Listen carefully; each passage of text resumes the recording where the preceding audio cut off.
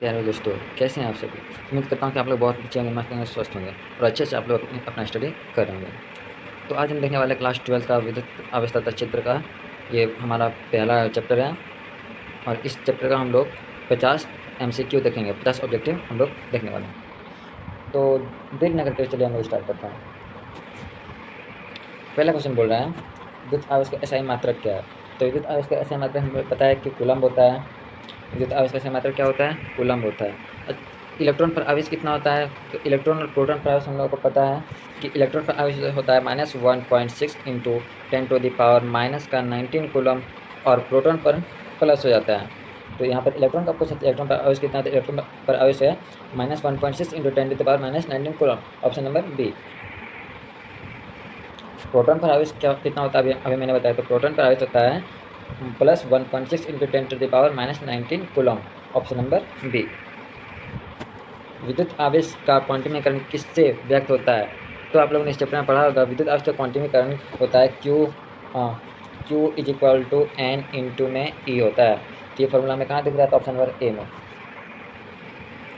आवेश संरक्षण का नियम बताता है कि कुल आवेश कितना होता है, क्या होता है। आवेश संरक्षण नियम में क्या बताते हैं, कुल आवेश संरक्षित रहता है। आवेश संरक्षण का नियम तो ये है ना, ये आवेश को संरक्षित करना।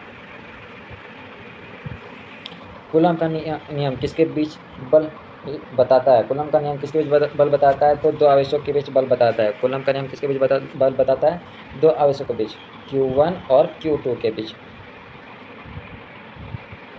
कूलम्ब का सूत्र क्या है, तो कूलम्ब का सूत्र है F = Q1 × Q2/r²। कूलम्ब का सूत्र है F =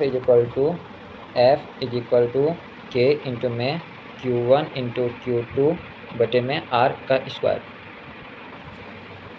ऑप्शन नंबर बी। निर्वात में कूलम्ब नियतांक का मान लगभग कितना होता है, तो निर्वात में कूलम्ब नियतांक का मान लगभग होता है हमारा 9 × 10⁹ Nm²/कूलम्ब²। निर्वात में कूलम्ब नियतांक का मान लगभग कितना होता है, 9 × 10⁹ Nm²/कूलम्ब²। दो आवेशों के बीच दूरी दोगुनी करने पर बल हो जाएगा। जब दो आवेश को दूरी हम लोग दोगुना कर देते हैं तो बल क्या हो जाएगा, बल 1/4 हो जाएगा।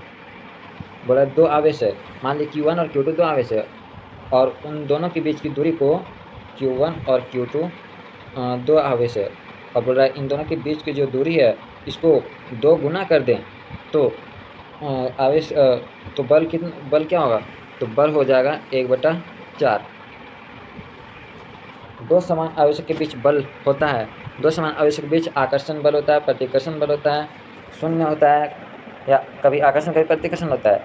तो हमें पता है, जैसे मैथ हम लोग देखते हैं, माइनस और प्लस, इन दोनों को करते समय माइनस मिलता है, प्लस और प्लस को करते समय प्लस मिलता है, माइनस और माइनस करते समय क्या मिलता है, प्लस मिलता है। तो माइनस माइनस जो प्लस होता है वो हमारा प्लस बन जाता है। उसी तरह जब दो समान आवेश के बीच बल लगता है, एक समान आवेश के बीच अगर बल लगेगा, दो समान मतलब कि दो आवेश जो एक समान है, ये दोनों के बीच अगर बल लगता है तो क्या होगा, प्रतिकर्षण बल लगेगा।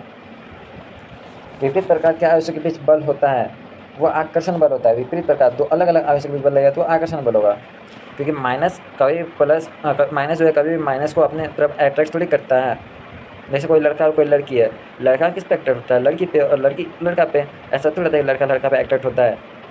इसीलिए उस तरह यहाँ है, विपरीत प्रकार के आवेश के बीच बल क्या लगता है, तो आकर्षण बल लगता है। विद्युत क्षेत्र की SI इकाई क्या है, तो विद्युत क्षेत्र की SI इकाई N/कूलम्ब। विद्युत क्षेत्र की SI इकाई क्या है, N/कूलम्ब। अब बिंदु आवेश के कारण विद्युत क्षेत्र का सूत्र क्या है, तो बिंदु आवेश के कारण विद्युत क्षेत्र का सूत्र होता है E = K × Q/r²। अब बिंदु आवेश के कारण विद्युत क्षेत्र का सूत्र क्या है, E = K × Q/r²। Option number B. विद्युत क्षेत्र एक क्या है, विद्युत क्षेत्र एक सदिश राशि है। विद्युत क्षेत्र एक सदिश राशि है। सदिश राशि किसे कहते हैं दोस्तों, तो सदिश राशि वो राशि होती है जिसका परिमाण एवं दिशा दोनों समान होता है। जिसमें परिमाण और दिशा दोनों होते हैं उसे सदिश राशि कहते हैं, और जिसमें सिर्फ परिमाण हो लेकिन दिशा ना हो, या फिर सिर्फ दिशा या परिमाण ना हो, उसे अदिश राशि कहते हैं। तो विद्युत क्षेत्र में तो दोनों है, इसलिए ये सदिश राशि है। Option number B. विद्युत क्षेत्र की दिशा किस दिशा में मानी जाती है? तो विद्युत क्षेत्र की दिशा किस दिशा में मानी जाती है? तो विद्युत क्षेत्र की दिशा धनात्मक परीक्षण आवेश पर बल की दिशा मानी जाती है। विद्युत क्षेत्र की दिशा किस दिशा में मानी जाती है? धनात्मक परीक्षण क्षेत्र आवेश पर बल की दिशा में। विद्युत क्षेत्र रेखाएं निकलती है धनात्मक से ऋणात्मक की ओर। विद्युत क्षेत्र रेखाएं समाप्त होती है कहाँ पर? तो विद्युत क्षेत्र रेखाएं ऋणात्मक आवेश पर समाप्त होती है। विद्युत क्षेत्र रेखाएं एक दूसरे को काटती है, कभी नहीं काटती, या हमेशा काटती है, समानांतर काटती है। तो विद्युत क्षेत्र रेखाएं एक दूसरे को कभी नहीं काटती है। विद्युत क्षेत्र रेखाओं की सघनता बताती है कि विद्युत क्षेत्र की तीव्रता, विद्युत क्षेत्र रेखाएं की सघनता क्या बताती है? विद्युत क्षेत्र रेखाएं की सघनता विद्युत क्षेत्र की तीव्रता बताती है। स्थिर विद्युत अवस्था में चालक के अंदर विद्युत क्षेत्र होता है, तो स्थिर विद्युत अवस्था में चालक के अंदर विद्युत क्षेत्र शून्य होता है। स्थिर विद्युत अवस्था में चालक के अंदर विद्युत क्षेत्र कितना होता है? शून्य होता है। विद्युत फ्लक्स का SI मात्रक क्या है? तो विद्युत फ्लक्स का SI मात्रक है न्यूटन मीटर स्क्वायर पर कूलम। ऑप्शन नंबर ए, विद्युत फ्लक्स का SI मात्रक क्या है? न्यूटन मीटर स्क्वायर पर कूलम। विद्युत फ्लक्स का सूत्र क्या है? तो विद्युत फ्लक्स का सूत्र है E बराबर फाई बराबर में E इंटू ए कॉस थीटा। विद्युत फ्लक्स का सूत्र क्या है? फाई बराबर E इंटू में A इंटू कॉस थीटा, ये होता है। विद्युत क्षेत्र यदि विद्युत क्षेत्र और क्षेत्रफल सदिश के बीच 0 डिग्री हो तो फ्लक्स होगा E इंटू ए। यदि विद्युत क्षेत्र और क्षेत्रफल सदिश के बीच कोण 0 डिग्री का हो तो फ्लक्स क्या होगा? E इंटू में ए। क्यों? क्योंकि हमारा बोला है कॉस 0 डिग्री, तो कॉस 0 डिग्री का मान हम लोग कितना जानते हैं? कॉस 0 डिग्री का मान हमें पता है कि 1 होता है। तो अगर हम इस फॉर्मूला में बैठाते हैं E बराबर में E इंटू ए, E इंटू ए इंटू में 0 डिग्री का मान 1 बैठाते हैं, तो हमारे पास क्या बचता है? E बराबर फाई बराबर में E इंटू ए ही बचता है। तो ये हमारा सही आंसर है, ऑप्शन नंबर ए। यदि थीटा 90 डिग्री हो तो विद्युत फ्लक्स क्या होगा? अब यदि थीटा 90 डिग्री तो विद्युत फ्लक्स क्या होगा? जैसे अभी हम बताए कॉस 0 डिग्री का मान 1 होता है और कॉस 90 डिग्री का मान 90 होता है। जब हम फाई बराबर में फाई बराबर E इंटू ए कॉस थीटा मानते हैं। कॉस थीटा का मान है 0 डिग्री, ठीक है, तो 90 डिग्री, तो 90 डिग्री का मान तो 1 होता है। तो फाई बराबर में E इंटू ए इंटू 90 डिग्री का मान 0 होता है, तो 90 डिग्री का मान अगर 0 हम बैठा देंगे और 0 से इसको गुना करेंगे तो टोटल हमारा क्या हो जाएगा? 0 हो जाएगा। इसलिए इसका ऑप्शन है मेरा सी इज द राइट आंसर। किधर गया? इसका सही जवाब क्या है? Option number C. गॉस का नियम किससे संबंधित है? गॉस का नियम विद्युत फ्लक्स और आवेश से संबंधित है। गॉस का नियम किससे संबंधित है? गॉस का नियम विद्युत फ्लक्स और आवेश से संबंधित है। गॉस का नियम का सूत्र क्या है? गॉस का नियम का सूत्र है फाई बराबर Q upon epsilon not. Gauss का नियम का सूत्र क्या है? फाई बराबर क्यू बटे में एप्सिलॉन नॉट।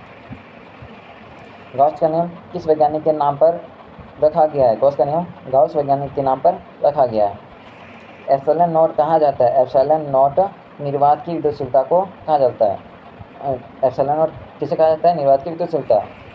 एप्सिलॉन नॉट का मान लगभग कितना होता है? तो एप्सिलॉन नॉट का मान लगभग 8.85 इंटू 10⁻12 कूलम स्क्वायर पर न्यूटन मीटर स्क्वायर होता है। एप्सिलॉन नॉट का मान लगभग कितना होता है? 8 इंटू 85 इंटू 10⁻12 कूलम स्क्वायर पर न्यूटन मीटर स्क्वायर होता है।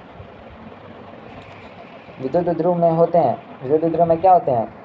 समान परिमाण के विपरीत आवेश होते हैं। विद्युत द्विध्रुव में क्या होता है? समान परिमाण के विपरीत आवेश, जिसका दोनों आवेश का परिमाण तो समान रहता है, क्यू दोनों में रहता है, दिशा दोनों में रहती है, परिमाण दोनों में रहता है, लेकिन इसका जो विपरीत आवेश जो होता है इसका अलग होता है। इसमें माइनस होता है तो इसमें प्लस होता है, तब बन के हमको ये वाला द्विध्रुव का फॉर्मूला निकलता है। अब चलते हैं। विद्युत द्विध्रुव आघूर्ण की दिशा होती है। विद्युत द्विध्रुव आघूर्ण की दिशा क्या होती है? तो विद्युत द्विध्रुव आघूर्ण की दिशा ऋणात्मक से धनात्मक आवेश की ओर जाती है। विद्युत द्विध्रुव आवेश की दिशा क्या होती है? ऋणात्मक से धनात्मक। याद रहे, मैंने विद्युत क्षेत्र बताया था कि धनात्मक से ऋणात्मक जाती है, लेकिन यहाँ विद्युत द्विध्रुव है तो विद्युत द्विध्रुव में ऋणात्मक से धनात्मक में जाती है। विद्युत द्विध्रुव आघूर्ण का सूत्र क्या है? तो विद्युत द्विध्रुव आघूर्ण का सूत्र होता है P बराबर Q इंटू डी। P बराबर Q इंटू डी होता है।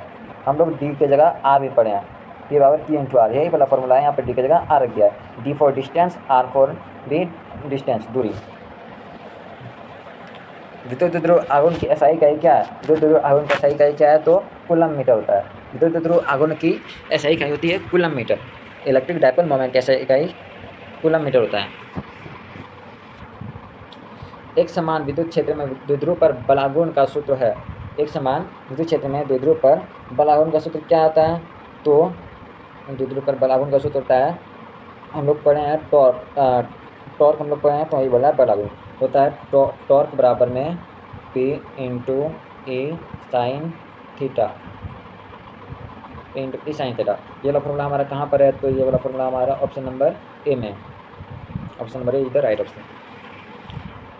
द्विध्रुव पर अधिकतम बलागुण कब होता है? तो द्विध्रुव पर अधिकतम बलागुण 90 डिग्री पर होता है। द्विध्रुव पर अधिकतम बलागुण कब होता है? 90 डिग्री पर। थीटा बराबर 0 डिग्री पर द्विध्रुव पर बलागुण होता है तो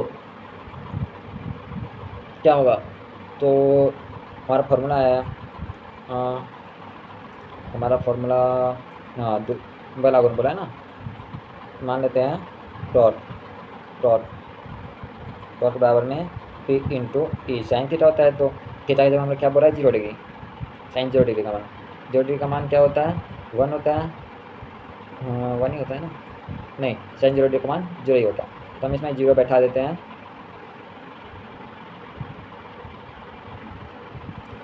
हाँ, तो बराबर में P इंटू ई इंटू में 0, ठीक है। अब अगर माइनस इसमें इंटू करेंगे तो क्या होगा? तो हमारा 0 आ जाएगा, 0 आ जाएगा। विद्युत द्रुव के अक्षीय बिंदु पर विद्युत क्षेत्र की दिशा होती है। तो विद्युत द्रुव के अक्षीय बिंदु पर विद्युत क्षेत्र की दिशा क्या होती है? द्विध्रुव आघूर्ण की दिशा में होती है। विद्युत द्रुव के अक्षीय बिंदु पर विद्युत क्षेत्र की दिशा क्या होती है? तो द्विध्रुव आघूर्ण की दिशा, ऑप्शन नंबर ए। विद्युत द्रुव की विषुवतीय रेखा पर विद्युत क्षेत्र की दिशा है। विद्युत द्रुव की विषुवतीय रेखा पर विद्युत क्षेत्र की दिशा क्या है? तो P के विपरीत है, ऑप्शन नंबर बी। विद्युत द्रुव के विषुवतीय रेखा पर विद्युत क्षेत्र की दिशा क्या है? P के विपरीत, मतलब P के उल्टा, ठीक अलग। समान विद्युत क्षेत्र में द्विध्रुव पर परिणामी बल होता है। समान विद्युत क्षेत्र में द्विध्रुव पर परिणामी बल क्या होता है?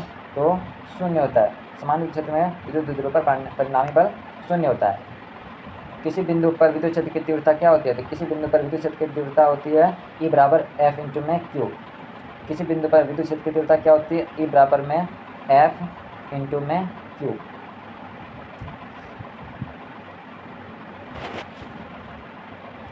परीक्षण आवेश यानी कि टेस्ट चार्ज सामान्यतः दिया जाता है बहुत छोटा। जो परीक्षण आवेश होता है हमारा म्यू नॉट, इसकी हमेशा बहुत ही छोटा लिया जाता है, ऑप्शन नंबर बी होगा। आ गया, बहुत छोटा।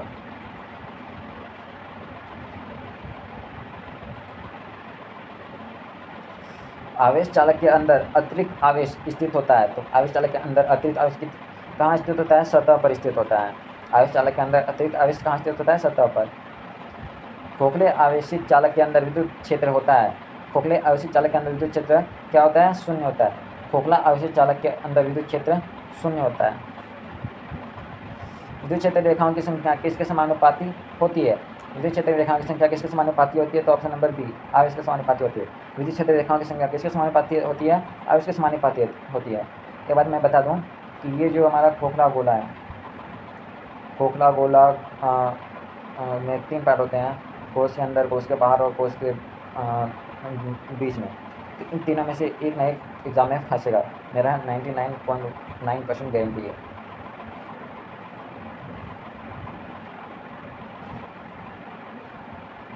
यदि किसी बंद पृष्ठ के अंदर कुल आवेश 0 हो तो कुल फ्लक्स कितना होगा? 0 हो जाएगा। यदि किसी बंद पृष्ठ के अंदर कुल आवेश 0 हो तो कुल विद्युत फ्लक्स कितना होगा? 0 हो जाएगा। कूलम बल दूरी के किस घात के व्युत्क्रमानुपाती होती है?